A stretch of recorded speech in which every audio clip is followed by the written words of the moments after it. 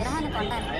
పెళ్లి సంబంధాల్లో పిల్లలు చూడడానికి వెళ్ళినప్పుడు పొలో మనం 10 మంది వెళ్తారు. అందులో ఒకటికి ఆ బొమ్మ నచ్చిందని, ఇంకోటికి ఈ బొమ్మ నచ్చిందని. నా కర్మ ఏంటంటే అక్కడ ఉన్నవన్నీ నా బొమ్మలే. మళ్ళీ ఇలా 10 మందికి ఒక బొమ్మ నచ్చాక అమ్మేటోడు అలుసుగా తీసుకొని 10,000 బాంబు పేలుస్తాడు.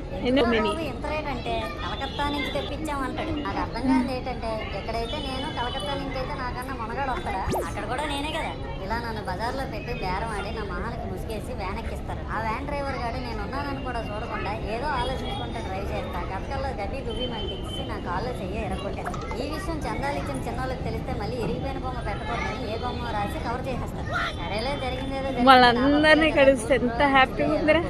పందిర్లో పెట్టి ముసుగు తీసి నాకన్నా ఎన్నున్నాయి రా వినాయకులు చెవులు పక్కన పెట్టి డీజే గణేష్ బ్రో అని చెప్పి నా పాటలను కోని చేస్తారు.